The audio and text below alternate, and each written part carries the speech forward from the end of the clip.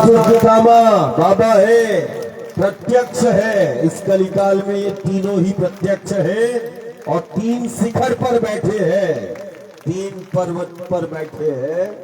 दुर्गस मध्य में है, हिंजा बाबा है, देख रहा है, काटला बाबा है, अश्वत्थामा बाबा है, देव नदी साक्षी है।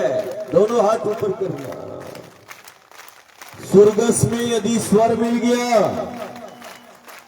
तो तुम जो चाहो वो तुम प्राप्त कर सकते हो। यहां सप्तगिरी पर्वत श्रृंखला है।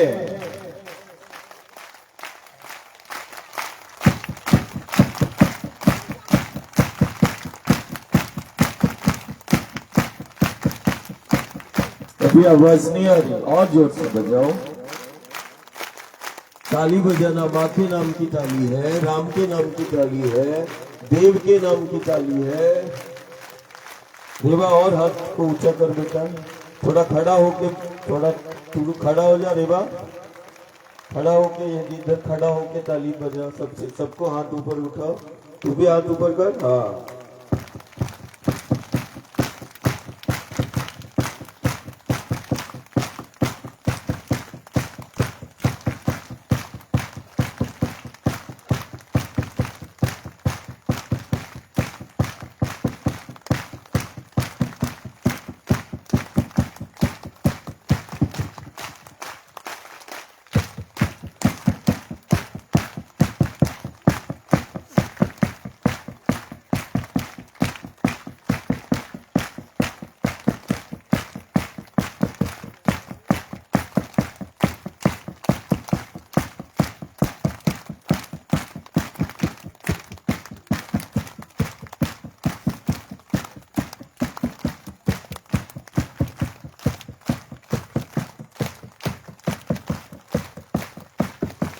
जय ओम जय ओम जय ओम मां। जय ओम जय ओम जय ओम मां। जय ओम जय ओम जय ओम मां।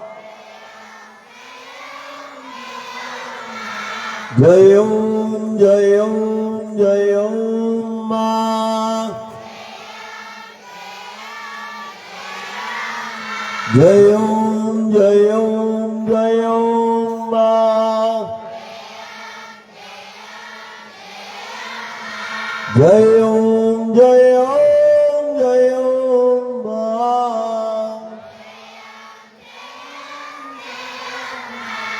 जय ओम जय ओम जय ओम मां।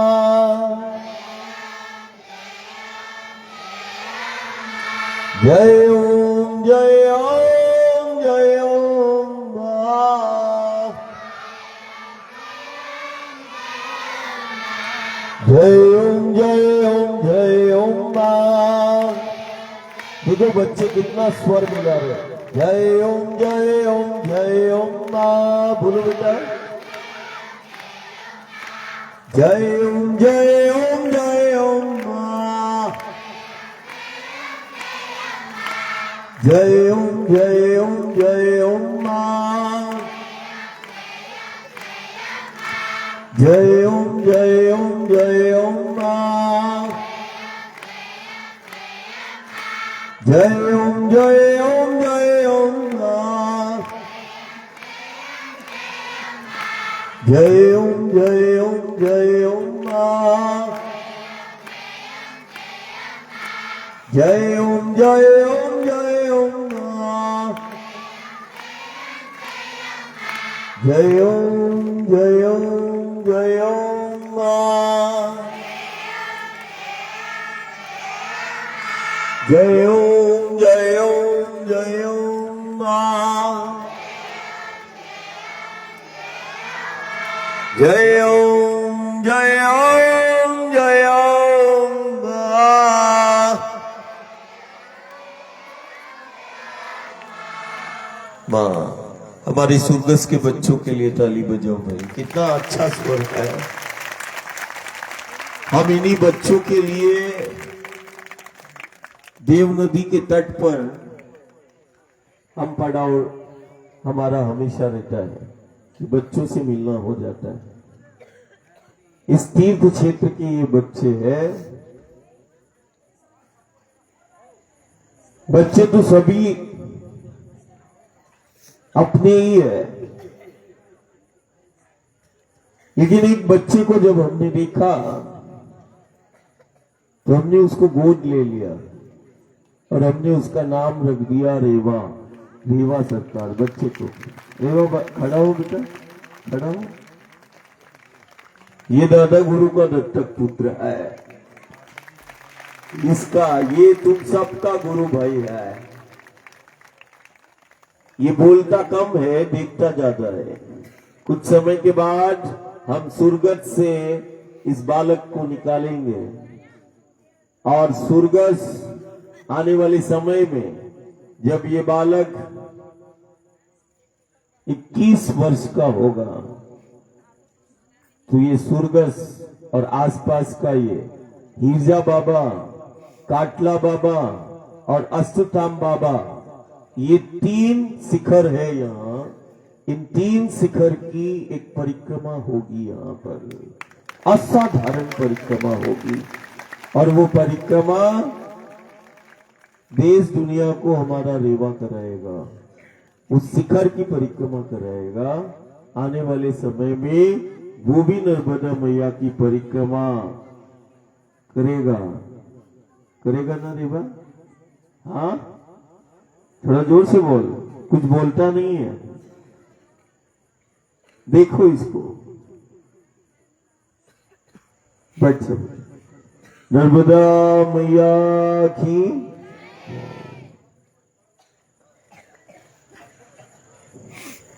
देव नदी जिस तट पर प्रत्यक्ष देव है, ये वो नदी है जिस नदी के रूप में हम देख रहे हैं। ये वो भगवती है, वो शक्ति है जहां देव प्रत्यक्ष है। इसीलिए इसको देव नदी के नाम से जाना जाता है, जिसके दोनों तटों पर देव शिखर पर विराजमान है। और ये देव नदी के तट पर जो गांव है वो साधारण गांव नहीं है। और इन गांव के आसपास जो पर्वतमाला हम देख रहे हैं, पहाड़ देख रहे हैं, ये पहाड़ नहीं है, ये जीते जागते वो देव है जो खड़े हुए हैं, शक्ति के स्रोत है। पहाड़ नहीं है, देव है। पहाड़ों पर बैठा देव है। देव नदी के तट पर प्रत्यक्ष है देव। शूलपाणेश्वर तीर्थ, जिसको हम कैलाश के समतुल्य मानते हैं, जहां शिव और शक्ति का सदा वास है, ऐसा कैलाश के समतुल्य उस शूलपाणेश्वर तीर्थ को बताया गया। और ये शूलपाणेश्वर तीर्थ का सबसे महत्वपूर्ण बिंदु है खप्परमाल के बाद। इसके ठीक कुछ ही दूरी पर वो दिव्य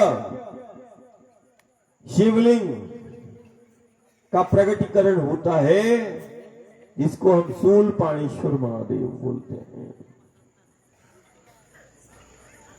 असाधारण है ये गांव। और ये गांव नहीं, ये तो जीते जागते दुनिया के सबसे प्राचीन तीर्थ है। और इन गांव में बसा एक एक घर, वो भी मंदिर है जैसे वृंदावन में न जाने किन गलियों से ठाकुर जी निकले, विठल जी निकले, ऐसे ही इन गांवों के किन घरों में, किन गलियों से देवता भ्रमण कर जाते हैं। ये एहसास उसी को होता है जिसका समर्पण हो, आस्था है, विश्वास है। ये गांव मथुरा और काशी के समतुल्य है। असाधारण तीर्थ क्षेत्र में आज परिक्रमावासी परिवार के साथ में बैठा है, गांव के साथ में बैठा है। स्वर्गस्थ वो स्थान है शूलपाणेश्वर तीर्थ का। हमने सुना है स्वर, जहां स्वर का प्रकटीकरण हुआ, जहां शिव की कला का प्रकटीकरण हुआ, जहां शिव ने अपनी कला को प्रकट किया, जहां पर स्वर प्रकट हुए और जहां स्वर मिलते हैं उस तीर्थ क्षेत्र को स्वर्गस्थ बोलते हैं, जहां स्वरों का मिलना होता है। यहां सप्तगिरी पर्वत श्रृंखला है।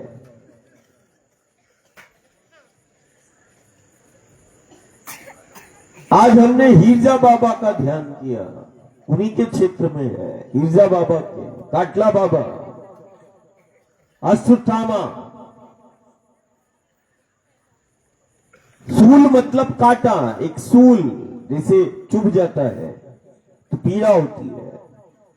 ऐसे द्वापर काल में अश्वत्थामा को जब वो पीड़ा हुई, मन की पीड़ा, सूल जैसे गड़ा, तो पूरे भूमंडल पे भ्रमण अश्वत्थामा ने किया,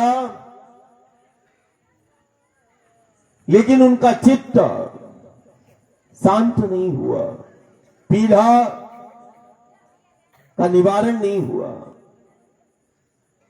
तब नर्मदा के उस आद्य शक्ति भगवती के तीर्थ क्षेत्र में, जिसको हम कैलाश के समतुल्य मानते, शूलपाणेश्वर तीर्थ, जहां शिव का शूल निर्मूल हो जाता है, ये वो शूलपाणेश्वर तीर्थ है जहां किसी भी पीड़ा का निवारण इस तीर्थ क्षेत्र में भ्रमण मात्र से निवारण हो जाता है, संकटों का, विघ्न बाधाओं का।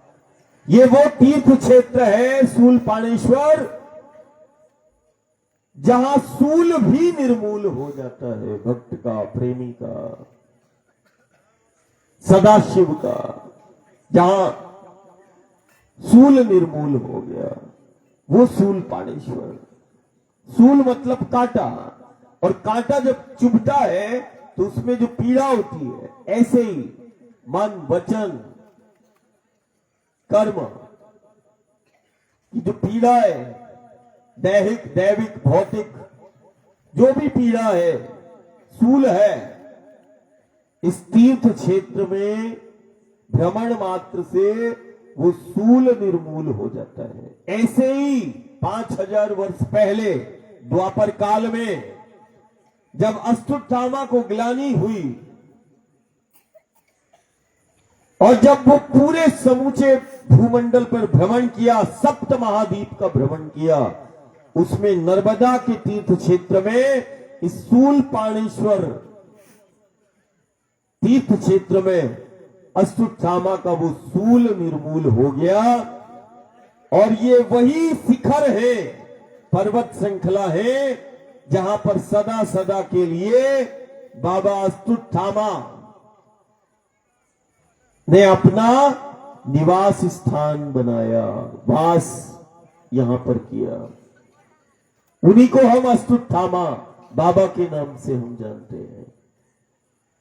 वो सदा इसी शूलपाणेश्वर तीर्थ क्षेत्र में भ्रमण करते हैं, और जिसकी जैसी आस्था और श्रद्धा होती है, विश्वास होता है, आज भी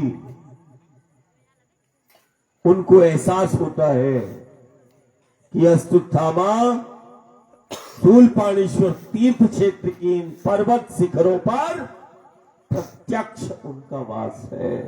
आज भी हजारों प्रमाण हैं जो प्रमाणित करते हैं कि इन शिखर पर आज भी अस्तुत्थामा बाबा है, और अकेले नहीं है। ध्यान रखना, जिन्हें हम हिरजा बाबा के नाम से जान रहे, जिन्हें हम काटला बाबा के नाम से जान रहे, एक जो संकटों को, विघ्न बाधाओं को काटता है, केवल उसका स्मरण यदि काटला बाबा का यदि कर लिया और उस शिखर पर यदि किसी ने दृष्टि डाल दी, तो काटला बाबा की वो नजर है जो उन विघ्न बाधाओं और संकटों को काट देती है। वो काटला बाबा है, असाधारण, कलयुग का सिद्ध है, प्रत्यक्ष है। आज ज्ञान और विज्ञान भी नतमस्तक है ये तीन शिखर पर, अस्तुत्थामा, हिरजा बाबा और काटला बाबा। ये तीन शिखर पर्वतों पर आज भी ज्ञान विज्ञान, ज्ञानी और विज्ञानी की समझ से बाहर है, और आज भी प्रमाण मिलता है। वो हमें देख रहे हैं, सुन रहे हैं।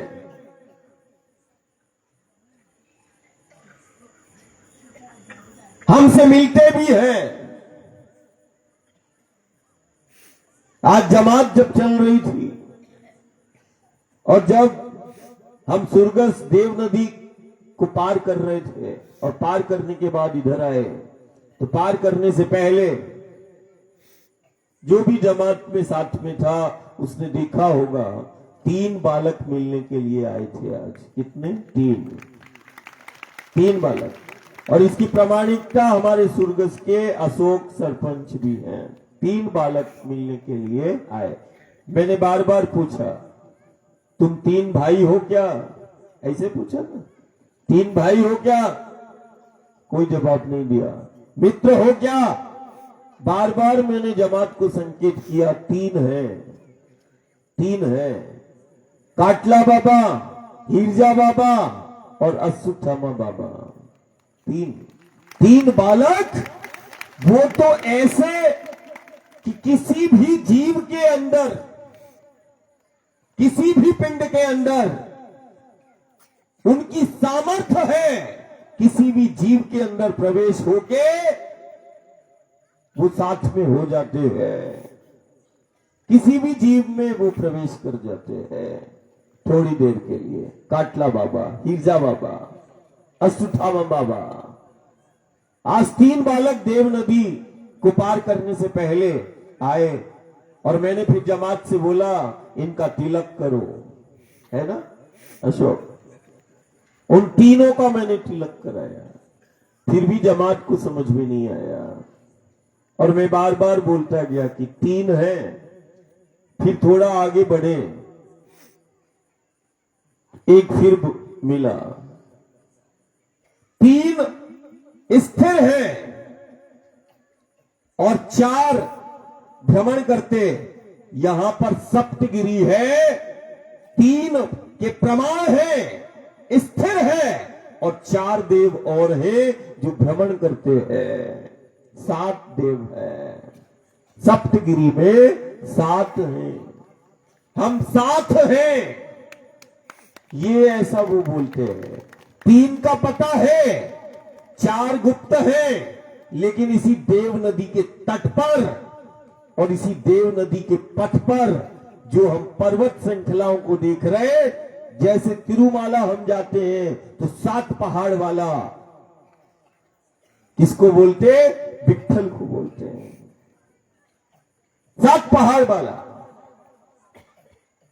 यहां सप्तगिरी, और वो सप्तगिरी जहां पर केवल देव ही नहीं, ये वो स्वर्गस और आसपास का परिक्षेत्र है जहां सप्त ऋषियों का सदावास रहता है और भ्रमण रहता है। ये वो स्थान है सप्त ऋषियों का, जहां सप्त ऋषि चिरंजीवी है। अश्वत्थामा, हिरजा बाबा, काटला बाबा चिरंजीवी है। उनके साथ में वो सप्त ऋषि, जिन सप्त ऋषियों की तुम संतान हो। आज जाति अलग हो सकती है लेकिन गोत्र उन सप्त ऋषियों के नाम से ही चलता है।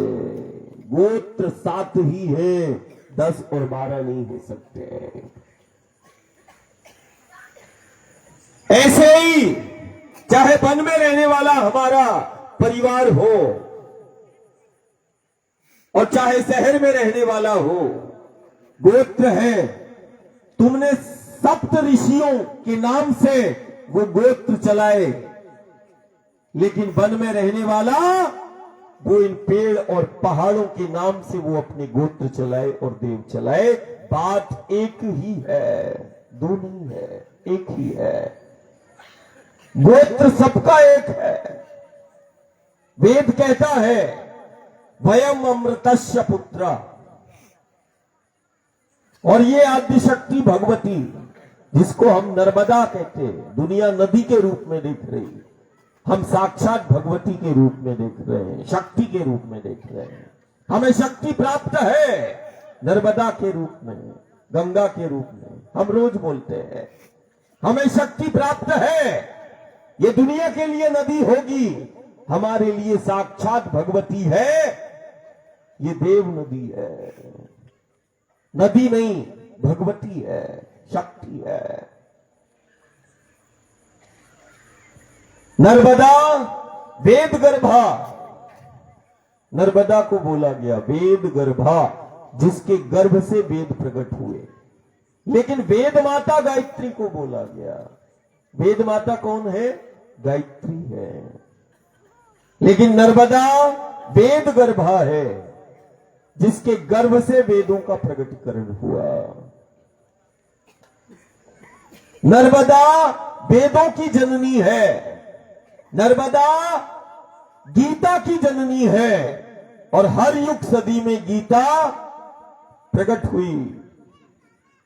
मूल गीता का ज्ञान नंदी गीता इसी के गर्भ से निकलती है, और स्वयं हर युग सदी में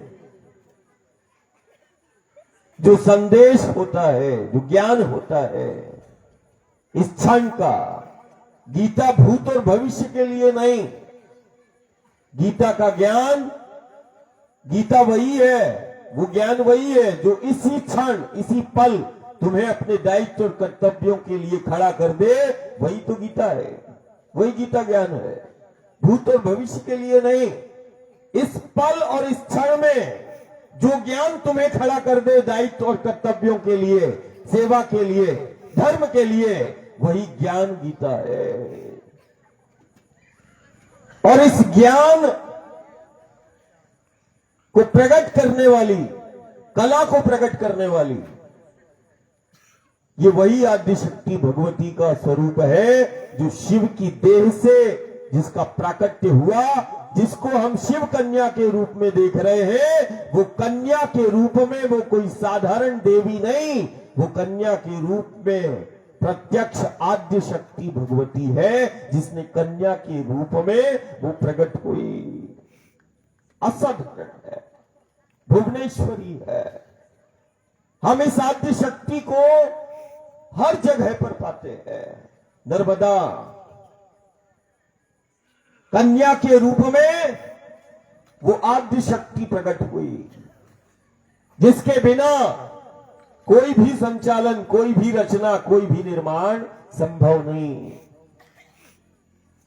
हम सब देख रहे, लाखों करोड़ों वर्ष हो गए इस जीव जगत ब्रह्मांड को, और कई कल्प है जिसमें प्रलय आया, महाप्रलय आया, और प्रलय महाप्रलय में ये जीव जगत ब्रह्मांड समाप्त हुआ।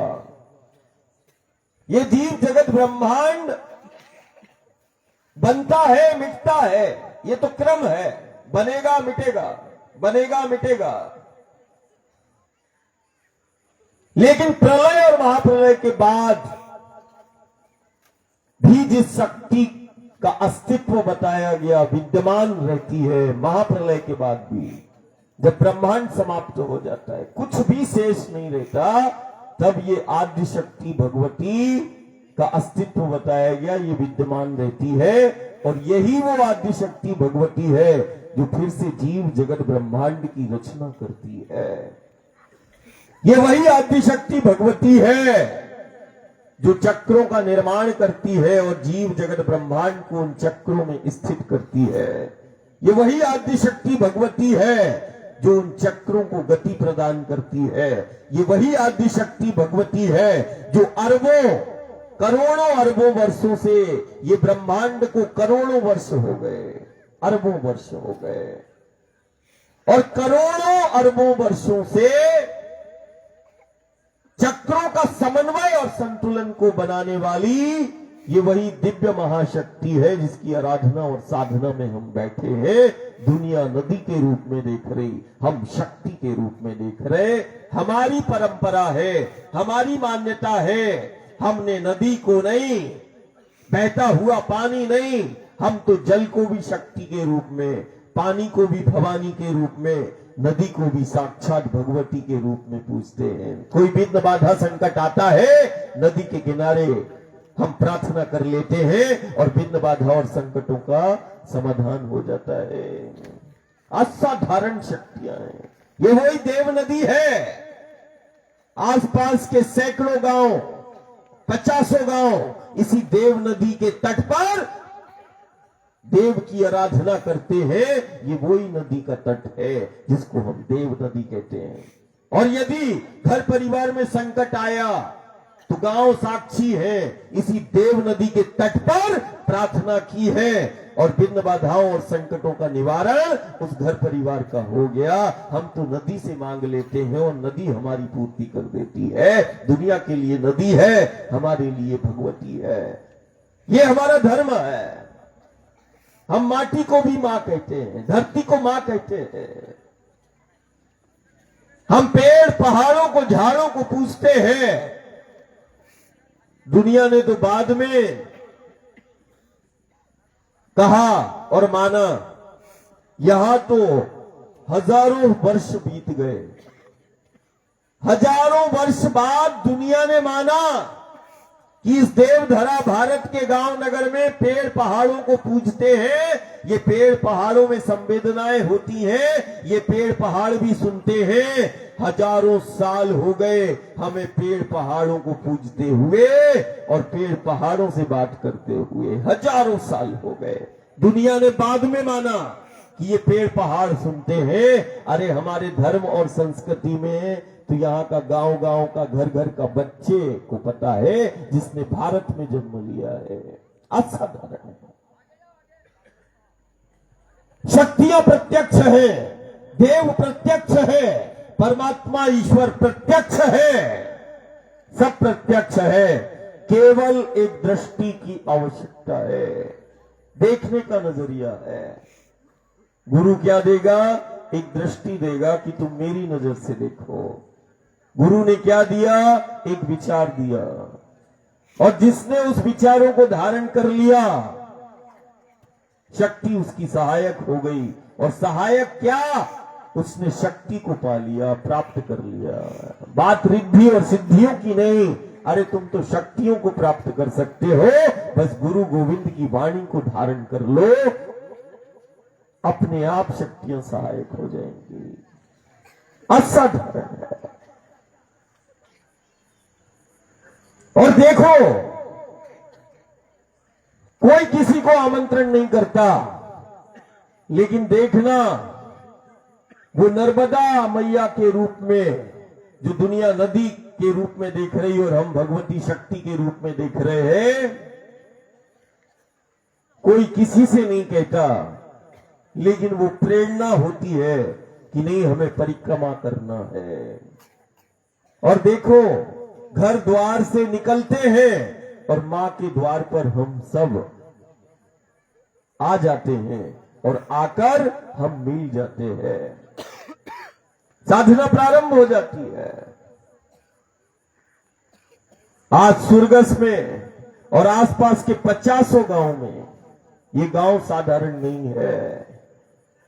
ये शूलपाणेश्वर तीर्थ क्षेत्र का सबसे महत्वपूर्ण देव नदी का ये तट और इसके आसपास की जो पर्वतमाला है, ये शिखर पर बैठे जीते जागते देवता है। गलती मत करना, भूल मत करना, इन पहाड़ों को देखकर अनदेखी मत करना। ये साक्षात इन पर्वतों पर, इनके शिखर पर बैठा विराजमान वो देवता है, कलयुग में प्रत्यक्ष है। सत्य को प्रमाण की आवश्यकता नहीं, सीधा सीधा है। और मैं प्रत्येक परिक्रमावासी और गांव से बोलता हूं, घर से भी, तटवासी से भी बोलता हूं और परिक्रमावासी से भी बोलता हूं कि नर्मदा मैया के किनारे और जो नर्मदा मैया से मिलती हैं जो नदियां, जो नर्मदा मैया की हैं सखियां, शक्तियां मिलती हैं, शक्ति शक्ति से मिलती है। हम तो उस देव नदी मैया से भी प्रार्थना करते कि मां, हमारी सामर्थ्य नहीं उस आद्य शक्ति भगवती का एहसास करने की, लेकिन तू उससे मिलती है, मुझे भी मिला देना। हम देव नदी से प्रार्थना कर रहे हैं।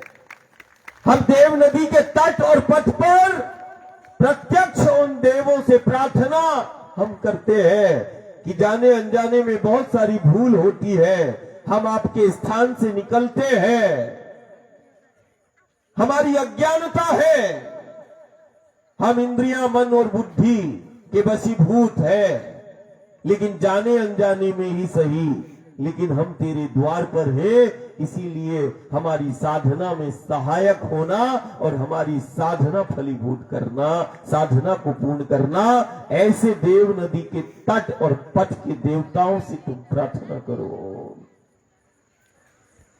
यहां देव प्रत्यक्ष है और देव के साथ सुरगस सप्तगिरी पर्वत श्रृंखला में सप्त ऋषि चिरंजीवी प्रत्यक्ष है, जहां सदा सप्त ऋषियों का वास होता है। ये वही स्थान है मोलगी से लेके सुरगस का, जो तुमने 10 किलोमीटर 8 किलोमीटर का ये देखा। उसके आसपास जितनी भी पर्वतमाला है और उनके शिखर है, उन शिखर पर बैठे वो सप्त ऋषि है, वो देव है, वो सिद्ध है। जब वो हमसे मिलते हैं, जब भाव बनता है, तो वो किसी भी जीव के अंदर प्रवेश कर जाते हैं। मूक जीव में भी प्रवेश करने का सामर्थ्य यदि किसी के अंदर है, तो वो सप्त ऋषियों में है या इस कलिकाल में उन नवनाथों में है, जो किसी भी जीव में प्रवेश कर जाते हैं। जैसे हमें बालक को लेना था, तो देखो गोदावरी के उद्गम के ऊपर गैबीनाथ की गुफा है, गैनीनाथ की गुफा है। इसी नर्मदा के पथ पर, इसी नर्मदा के पथ से गोदावरी के उद्गम तक जाने वाला वो गैनीनाथ स्वयं सिद्ध था और है, जो आज भी गोदावरी के उद्गम के ऊपर गुफा है। हम उसी गुफा में आज भी रहते हैं, आज भी है। जब देखा कि हरि भक्ति में लीन करना है, तो उनमें वो सामर्थ्य है कि वो किसी भी जीव में प्रवेश कर जाते हैं। गांव को, घर को और सखाओं को लगा कि ज्ञानेश्वर बालक को बाघ शेर लेके उठा के पंजों में दबा के ले गया गुफा के अंदर, लेकिन वो पंजा किसी और का नहीं था, वो हाथ किसी और का नहीं था, वो हाथ गैबीनाथ का ही था। बालक को अंदर कर लिया। गांव ने सोचा, चला गया, शेर उठा के ले गया। शेर ने नहीं उठाया बालक को, सिद्धों के उस सिद्ध ने ही उठाया। समय था, चारों तरफ से धर्म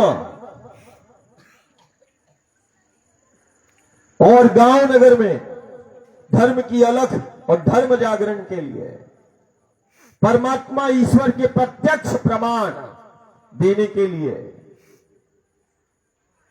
और कैसे जीवन को विनम्रता से, सहजता से, यदि सहजता देखना है कि कितने सहज होकर हम घर परिवार में रहकर हम असाधारण कार्यों को कर सकते हैं, तो उसमें ज्ञानेश्वर का जीवंत चरित्र है। कितनी विनम्रता है, कितनी सहजता है। सहज बनना है, केवल सहज बनना है। हमने उलझा लिया है। हमने अभी कुछ समय पहले बोला था, जीवन में 3 चीजें ध्यान रखना: स्पष्टता, वास्तविकता और पवित्रता। यदि तुम्हारे जीवन में वास्तविकता है, पवित्रता है, स्पष्टता है, तो तुम्हारा जीवन उतना ही सहज होगा और तुम्हारा जीवन उतना ही सफल होगा। यदि जीवन सफल करना है और जीवन को यदि सहज करना है, तो हमें उन गुरु और गोविंद के चरित्र का स्मरण करना होगा। सिर्फ पाठ को नहीं पढ़ना है, धारण भी करना होगा। और यदि धारण हो गया तो तुम ही उदाहरण बन जाओगे। और ये साधना धारण करने की है। ये साधना धारण करो उस सत्य को। हमें धारण करना है। सत्य की आराधना है, सत्य की ही साधना है, और सत्य ही हमारा वो ईश्वर है। सत्य हमारा अस्तित्व है। बिना सत्य के कुछ भी नहीं। सत्य से बड़ा कुछ भी नहीं। कोई भी रास्ते से तुम जाओगे, भक्ति मार्ग से जाओ, ज्ञान मार्ग से जाओ, कहीं भी जाओ, तुम्हें आखिरी में बिंदु मिलेगा सत्य। सत्य सबका सार है। सत्य पर ही आना होगा। हमें तत्व पर आना होगा। हमें ब्रह्म पर आना होगा। इसके अलावा कोई दूसरा रास्ता नहीं। ठीक वैसे ही कि नदी कहीं से भी निकलती है, उसको सागर में मिलना है, ऐसे ही हम किसी भी मार्ग से जाएं, हमें सत्य पर आना ही होगा। सत्य सबका मूल है।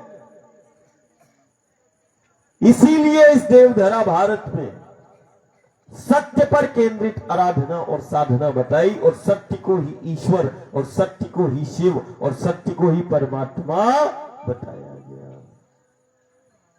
केवल सत्य की प्राप्ति, सत्य का बोध। और यदि मन लगे या ना लगे, मैं तो रोज बोलता हूं, तुम सत्य का स्मरण करते रहना। सत्य का स्मरण करते रहना बुद्धि का काम नहीं है। सत्य का सुमिरन, सत्य का स्मरण करते रहना, जिसको हम नाम स्मरण कह रहे हैं। कोई यदि हरि का नाम ले रहा है तो हरि नाम ही सत्य है, राम नाम ही सत्य है। और सत्य का स्मरण यदि तुम करते रहे तो सत्य के स्मरण मात्र से शक्तियां, देव सहायक हो जाते हैं, और सत्य के स्मरण मात्र से देवत्व प्रकट हो जाता है, व्यक्तित्व का निर्माण हो जाता है। लकड़ी में अग्नि है, ऐसे ही जैसे लकड़ी में अग्नि छिपी, वैसे ही तुम्हारी देह में वो देव छिपा है। और ये साधना उस देवत्व को प्रकट करती है, जिसको नर्मदा परिक्रमा कहते हैं। देवत्व को प्रकट करती है। ये साधना व्यक्तित्व का निर्माण करती है। ये साधना अपनों से मिलाती है। ये साधना परमात्मा और ईश्वर से मिलाती है। ये साधना केवल साक्षात्कार के लिए नहीं, ये तो साक्षात ही परमात्मा ईश्वर से मिला देती है। ये साधना है। बोले क्या है? बोले एक यात्रा के रूप में दुनिया देख रही, ये लोग यात्रा करते हैं। अरे ये यात्रा नहीं है। जैसे पंढरपुर में यात्रा निकलती है, आलंदी से पंढरपुर, यात्रा नहीं है, वो साधना है जो आज भी विट्ठल से मिलाती है और विट्ठल का साक्षात्कार कराती है। लेकिन दुनिया को लगती है ये पंढरपुर की यात्रा है, दुनिया को लगती है ये नर्मदा मैया की प्रदक्षिणा है, परिक्रमा है। साधना है, परिक्रमा नहीं है, यात्रा नहीं है, साधना है जो आज भी प्रत्यक्ष साक्षात्कार कराती है। और साक्षात परमात्मा ईश्वर से मिलाने का कोई साधन है तो वो परिक्रमा है, वो यात्रा है। जिसको दुनिया यात्रा के रूप में देख रही, वो आराधना है, साधना है। हमारी आस्था है, हमारा विश्वास है कि हम चलेंगे तो हमारा परमात्मा ईश्वर हमें मिलेगा। ये तो वो स्थान है जहां चलने से हरि मिल जाते हैं, परमात्मा ईश्वर मिल जाता है, चलने से मिलता है। ये वो असाधारण पथ है। इसीलिए समय को व्यर्थ नहीं करना, इस क्षण और पल को व्यर्थ नहीं करना। जो जो नर्मदा मैया के पथ पर आते हैं, और हम गांव को भी बोलते हैं कि नहीं, ये पहाड़ों को और इन वन को वन ही रहने दो। स्वार्थ के कारण यदि ये वन समाप्त हो जाएंगे तो हमारा धन, हमारा बल, सब कुछ खत्म हो जाएगा। हमने कल मूलगी में बोला कि देखो उस राम के चरित्र को, महलों से ना बल लेकर निकले, ना सेना लेके निकले, उन्होंने तो वन में ही वानरों की सेना खड़ी कर दी और मायावियों का अंत कर दिया। वन में रहकर जीना सिखा दिया और वन में रहकर खुद को वनवासी बता दिया। वन में रहकर सारी दुनिया को बता दिया कि वन में छिपा वो बल है और वन ही मेरा धन है। ये बता दिया राम ने कि वन नहीं, मेरा धन है। वन के रूप में वो धन है, वन के रूप में वो हमारा बल है। हम अपने बल को, शक्ति को छीन ना करें। हम रोज ऐसी प्रार्थना करते हैं, ये साधारण नहीं है, ये हमारी शक्तियां हैं, प्रत्यक्ष शक्तियां हैं। इनसे जुड़कर हमें जीना है, दुनिया से मिलना है, सामर्थ्य है। इन पेड़ पहाड़ों में, जंगलों में वो सामर्थ्य छिपी है। साधारण सा व्यक्ति भी भ्रमण करता है तो पहाड़ों का, झाड़ों का सामर्थ्य है। ये कोई विद्या नहीं है, ये पर्वत है, ये पथ है, ये पथ का सामर्थ्य है, ये उस शक्ति का सामर्थ्य है। ये कोई सिद्धि और विद्या नहीं है। अरे यहां सिद्धियां विद्या तो ऐसे ही चलती रहती है, यहां तो चलने वाला ही सिद्ध हो जाता है। ये दुनिया का वो पथ है जहां चलने से सिद्धियां नहीं, जहां चलने से वो स्वयं सिद्ध हो जाता है। ये वो पथ है, ये वो गांव है, ये वो पहाड़ है, ये वो पर्वतमालाएं हैं जहां आज भी देवता प्रत्यक्ष है, भाव का है। मानसिक वातावरण बनाना पड़ेगा। हम बारंबार रोज बोलते हैं और रोज ही जो है हमारी इंद्रियां, हमारा मन, हमारी बुद्धि शत्रु का काम कर देती है और हमें शक्तियों से विमुख कर देती है और हमारी इंद्रियां भोग की तरफ ले जाती हैं, साधन संसाधनों की तरफ ले जाती हैं। ये वो शूलपाणेश्वर तीर्थ क्षेत्र है जहां पर इंद्रियों पर, मन पर विजय प्राप्त कर सकते हैं। मन को जीतने का तीर्थ है, इंद्रियों पर नियंत्रण करने का ये तीर्थ है। और जब शूलपाणेश्वर तीर्थ में मन और इंद्रियों पर नियंत्रण होता है तो जैसे मां सागर से मिलती है वैसे ही तुम परमात्मा और ईश्वर से मिल जाते हो। ऐसा है, ये तीर्थ की ओर ले जाएगी। और बुद्धि कभी शत्रु का काम नहीं करती है। यहां बुद्धि का काम नहीं, इंद्रियों का काम नहीं। अब इंद्रियों को भी काम पे लगाना पड़ेगा, उसको भी लगा दो, उसको भी दे दो, नहीं तो वो कुछ ना कुछ भोग साधन संसाधन द्रव्य पदार्थों की उसमें रोज तुम्हारे हाथों से ही अपराध वो इंद्रियां कराती जाएंगी और तुम्हारा साधना का एक एक पल व्यर्थ होता जाएगा। रोज तुम्हारी इंद्रियां और बुद्धि शत्रु का काम कराती है। जितना जप और तप तुम सुबह से लेकर शाम तक करते हो, कुछ ही पल में वो तुम अपने पुण्यों को अपने हाथ से ही खत्म कर देते हो। सावधान, हमें अपने मन को, इंद्रियों को, बुद्धि को नियंत्रित करना है। साधना नियंत्रण ही तो सिखाएगी, तीव्रता नहीं। इंद्रियों की तीव्रता है थोड़ी देर के लिए। एक उदाहरण, जैसे कि शाम का पड़ाव आता है,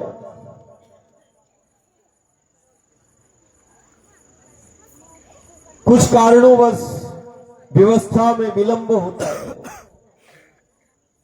व्यवस्था जैसे तैसे घर परिवार करता है, जहां व्यवस्था की कोई कल्पना नहीं कर सकता, वहां पर परिवार व्यवस्था कर रहा है। घर द्वार से तुम साधना के लिए निकले और कुछ परिवार घर द्वार से तुम्हारी सेवा के लिए निकले हैं, तुम भूल जाते हो। तुम्हें 4 से 5 घंटे तुम विश्राम कर लेते हो, लेकिन जिनको सेवा का दायित्व है उनका क्या मालूम विश्राम हो पाता है कि नहीं हो पाता है। उनको चिंता है कि दादा कल पूछेंगे दोपहर का व्यवस्था क्या है, शाम का सेवा क्या है, उनको जवाब देना पड़ेगा। किसी कारण बस वो भी घर द्वार से तुम्हारी सेवा के लिए निकले और तुम घर द्वार से निकले हो साधना के लिए। विलंब होता है, अव्यवस्था भी हो सकती है कभी कभार, लेकिन हम देखें, विचार करें, जैसे ही व्यवस्था आती है, जैसे परजीवी काम करता है, होड़ लगती है, कोई यदि दूसरा देखता होगा प्रेमी तो उसको पीड़ा होती होगी कि ये क्या कर रहे हैं, एक सीट के लिए इतना झीना झपटी कर रहे हैं, शांति से नहीं ले सकते क्या? बताओ, हम 15 दिन, कितना हो गया आज, 19 दिन में हम इतना नहीं सीख पाए, हम मन को इतना नियंत्रित नहीं कर पाए, हम क्या साधना पूरी करेंगे? विचार करना। हमसे कुछ पल भी नियंत्रित नहीं हो पा रहा है कि चलो लाइन में लग के एक के सबका व्यवस्था है, मां सबकी व्यवस्था करती है, कोई ऐसा नहीं है। उसको शांति के साथ भी हम उन व्यवस्थाओं का उपयोग कर सकते हैं और उन व्यवस्थाओं को, साधन संसाधनों को हम ले सकते हैं और लेकर उपयोग करके हम पुनः व्यवस्थित उसको रख सकते हैं। लेकिन हम ये 19 दिन में भी नहीं सीख पाए। आज भी वही है, हम ये 19 दिनों में नहीं सीख पाए कि हमें अपनों के साथ भोजन प्रसादी कैसे करना है।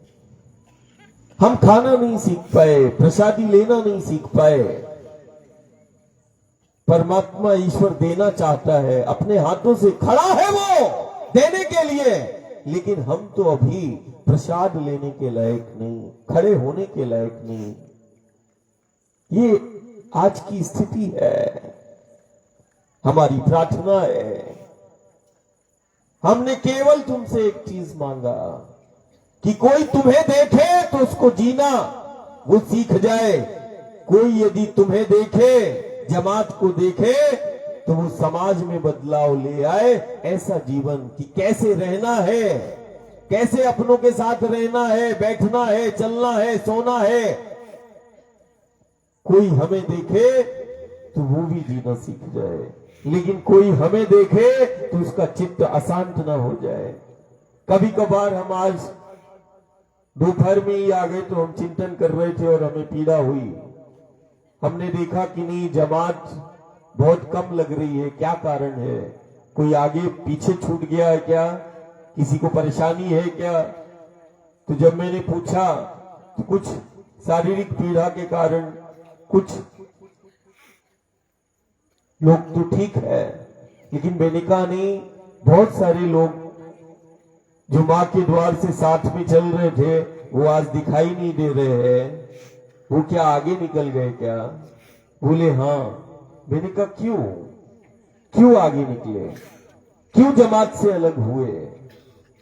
बोले कि नहीं, सुबह और शाम की ही ये संघर्ष की स्थिति, उन्होंने कहा अलग चलेंगे तो अच्छा रहेगा, हमारी साधना हो जाएगी समूह। और जबकि ये युग क्या कहता है, सामूहिक आराधना और साधना का समय है। सामूहिक आराधना और साधना का समय चल रहा है। एकल साधना समाज में परिवर्तन नहीं लाएगी, ध्यान रखना, और न जीवन में परिवर्तन लाएगी। तुम कितने ही अकेले माला का जाप कर लो, और परिवार को भूलकर यदि तुम बैठे हो, अपनों को भूलकर यदि बैठे हो, तो परमात्मा ईश्वर और देव की कृपा नहीं हो पाएगी। जब हम अपनों के साथ ही नहीं चल पा रहे, जब हम अपनों के साथ ही नहीं बैठ पा रहे, तो हम परमात्मा ईश्वर के साथ कैसे बैठेंगे? वो तो चल रहा है, लेकिन हम कैसे चलेंगे? हम जब अपनों को नहीं देख पाए तो हम देवता को कैसे देखेंगे? हम परमात्मा ईश्वर को कैसे देखेंगे? वो कैसे तुम्हें दृष्टि मिलेगी, जिसको दिव्य दृष्टि बोलते हैं, कैसे मिलेगी? हमारी ये इंद्रियां बाधक है, वो केवल खुद को देख रही हैं। लेकिन हम बोलते सही है कि नहीं, प्रत्येक जीव के अंदर, जैसे हमने अभी बोला, वयम अमृतस्य पुत्र, सब अविनाशी ईश्वर की संतान है, सब ऋषि की संतान है, उन्हीं सप्त ऋषियों की संतान हो तुम। लेकिन उसके बाद भी बोलते तो सही है, लेकिन जीवन में कुछ अलग है। क्यों? कथनी और करनी अलग क्यों? बोलना यदि सत्य है तो फिर धारण क्यों नहीं किया उसको? जब हम बारंबार गुरु और गोविंद के चरित्र का पारायण कर रहे हैं, रामायण और गीता का अध्ययन कर रहे हैं, सत्य व्यापक है, सर्वत्र है, कण कण में है, हर जगह पर है, तो हमें महसूस क्यों नहीं हो रहा है? हम रोज सुबह और शाम क्यों हम 15 और 19 दिनों में ओंकारेश्वर से निकले और अभी भी हम व्यवस्था और साधनों में, जबकि मां हर किसी को व्यवस्था, ऐसा हो नहीं सकता कि मां ने बाल भोग, चाय का प्रसादी, बाल भोग का प्रसादी, और 10, 11, 12 बजे दोपहर का प्रसादी, और रात्रि में 8 बजे रात्रि का प्रसादी। एक ही दल को बोलोगे तो वो हाथ खड़े कर देगा। तुम्हारी इंद्रियां देख रही, बनाने वाले बना रहे, बनाने वाले नहीं बना रहे, मां बना रही है। मां की ये सामर्थ्य है कि 10 लोग सोएंगे कब? सुबह 4 बजे उठना है, 6 बजे तैयार करना है, फिर सुबह 10, 11 बजे फिर तैयार करना है, जैसे, और एक स्थान पर नहीं कर सकता, यहां तो हर 20 से 30 किलोमीटर में बदलते हैं स्थान। विचार करना, कल्पना ज्ञानी नहीं कर सकती कि जो इसका भेद ले सके, वो इंद्रिया मन बुद्धि में उतनी सामर्थ्य नहीं है, असाधारण है। कभी विचार करना। तो आज पीड़ा हुई कि अलग क्यों हो गए, तो कहीं अपने अलग हो गए। हमारी प्रार्थना है कुछ समय के बाद हम रेवा सागर संगम पे होंगे, कल गुजरात प्रांत में प्रवेश करेंगे। जिन कारणों से भी आगे पीछे अपने ही